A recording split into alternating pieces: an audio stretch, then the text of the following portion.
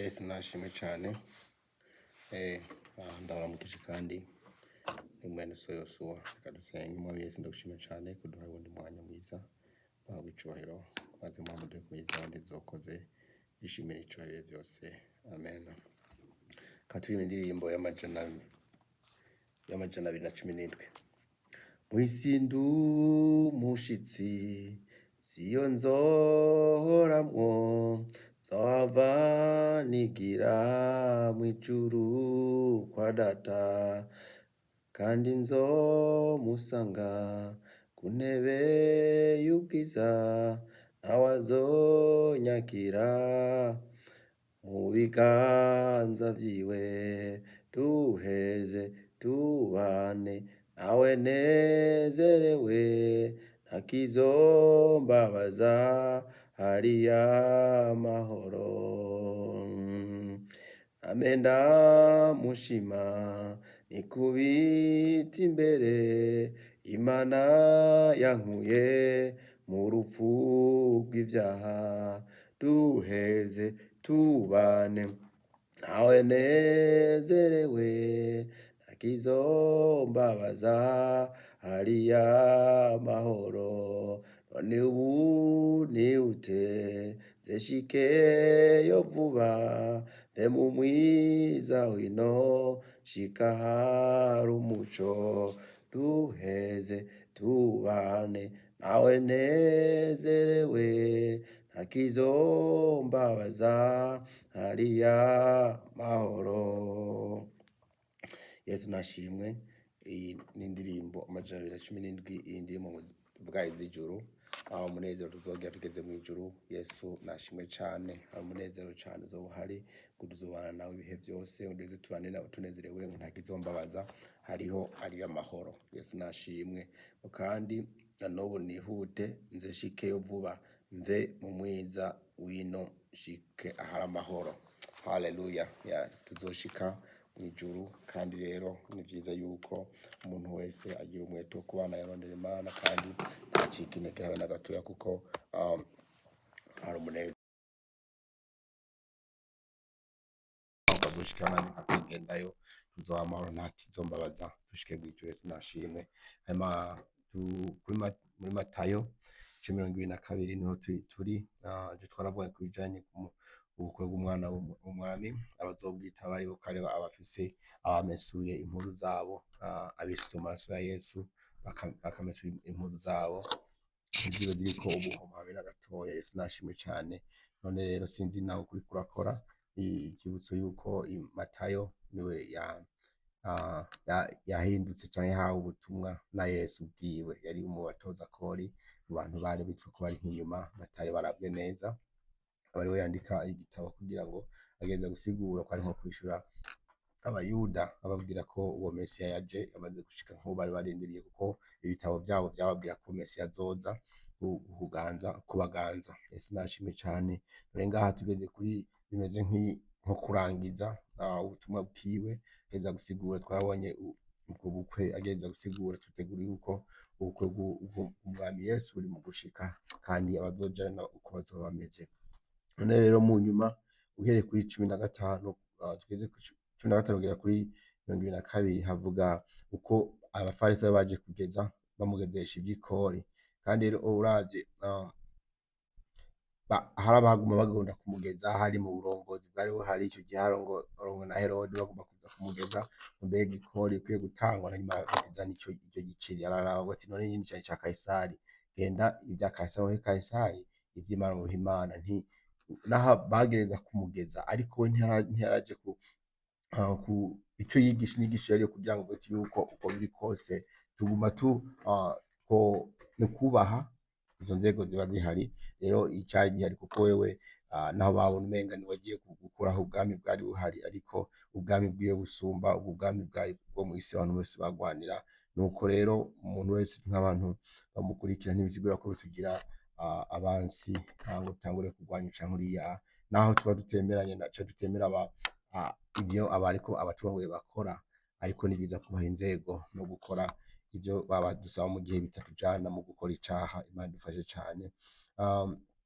Hanyuma baguma mugeza hari ubundi naho bageze kuri Yesu yishe abasadukayo ibyo kuzuka, hari baje bamwe bari bitwa ko aba imbere mu by'ishengero bize byinshi cyane, ariko bagwanye ibyo kuzuka, batangura kumuzanira inkuru none ngo mbega mu ijuru umuntu ngo nyimba ngo umwe yari afise okay na nyamusi abasadukayo baza kuri we bahakana yuko ata kuzuka kuriho, baramubaza bati mwigisha, Mose yavuze ngo umuntu niyapfa adasize abana mwene nyina acure umugore wiwe ngo ahonore mwene nyina.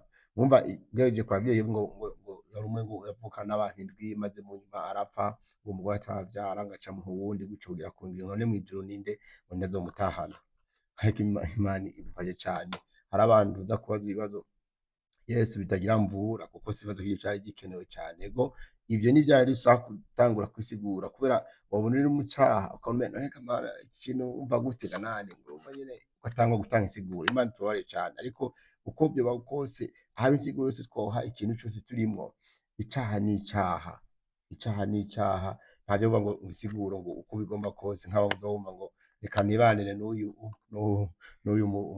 umbwira ngo ari umugabo n'umugore cyangwa umuhungu n'umukobwa bakibanira bidaciye mu mategeko cyangwa bidaciye mu kuri, ngo yanga ibyo n'ibisanzwe nibyo bigezweho, cyangwa asanga bamwe bigiriye mu byaho ko bigombe bari mu busama cyangwa mu bintu bidakenewe bitumvikana, ngo je nta kibazo, cyangwa abandi ngo cyangwa ubuntu bw'ububeshi, ngo reka nta kibazo ngo ubeshi ngo utabeshe ngo ntasubira umwana, ariko ngo nisiguro ngo n'umwe ngo reka abana bakicwa n'inzara, mukarondera n'ijambo ry'Imana, itongo n'ijambo ry'Imana ryo gusigura ibyo barakora. Ariko icyo ukwiye kumenya, ikibi n'ikibi, abaje kugeza Yesu barazi ngo ibyo kuzuka, ngo barondere isiguro gusa kugira ngo isigure ibyaha barimwo, bumve ko bari mu kuri, ariko bari bazi ko batari mu kuri. Ariko Yesu icyo ndamushimira bati rero ibyo reka mucyumva murata umwanya ko mu ijuru nta bintu nk'ibyo. Yavuze ati mwizuka ntibazorongora kandi ntibazoshingirwa, bazoba nk'abamarayika bo mu ijuru. Ariko ibyo kuzuka ko bapfuye ntaho murasoma ico Imana yababwiye iti ni jewe Mana ya Aburahamu na Isaka na Yakobo, na Isaka na Yakobo. Imana si y'abapfuye ni y'abariho. Ishengero ryumvise ritangazwa n'inyigisho ziwe. Imana yacu ni y'abariho, si y'abapfuye. Upfuye mu kirundi bavuga ngo wapfuye kabazwa ugiye, ariko inyuma yaho hazoba igihe byose bizoshirwa ahabona. Umuntu wese arondera kwisigurira ibyiwe kugira ngo abihinsigure ibyo ariko arakora bitumvikana. Byose ikintu cyose cyanditse mu ijambo ry'Imana, raba ugipime ku ijambo ry'Imana, wumve ko ryo ijambo ry'Imana mu byo uriko urakora, asangwa ari kibi ukireke utarenze kugira insiguro. Ibindi byose ndavuga ngo ndabikora, ariko oya, ibyo byose binze kuja ko ariko siko biba bikwiye kugira, kuko icera ni cera kandi kiraba nikirabura. Yesu nashimwe cyane. Hanyuma yo doje kuri iki kibwirizwa rikuru, haza abandi abafarisayo bavuga ati none tubwire ibwirizwa risumba irindi. Ko bari bazi amabwirizwa ko abafarisayo mu yuga ko abantu bakora bari barize cyane iby'amategeko y'abafarisayo, iby'ijambo ry'Imana ryabo bakurikirana cyane. Avuga ati yavuze ati mukunde, ngo tubwire umwe muri bo, umwigisha w'ibyagezwe aramubaza amugeza ati mwigishwa, ibwirizwa risumba ayandi mu byagezwe n'irihe? Aramwishyura ati mukundishe Uhoraho Imana yanyu imitima yanyu yose n'ubugingo bwanyu bwose n'ubwenge bwanyu bwose. Iryo ni ryo rihambaye rya mbere. Hari irindi rya kabiri rimeze nk'iryo, ati mukunde bagenzi banyu nk'uko mwikunda. Kuri ayo mabwirizwa yompi ibyagezwe byose n'amajambo bavugishwa n'Imana niyo byerena ko Imana ishimwe cyane. Mukundishe Uhoraho imitima yanyu yose n'ibyanyu byose. Mbega mu byo ukora, mu byo ugenderamo, mu miryango, mu mubano, burya ibyo ukora byose, ibyirimo byose ubikora mu rukundo, mu gukunda Imana n'umutima wose. Bavuga yuko ibyo ukora byose bishingira ntaho Imana, yuko mu mvugo cyangwa kuyaga n'abantu, yuko nyine ari gukundisha Imana Uhoraho Imana yawe n'imitima yawe yose n'ubugingo bwawe bwose.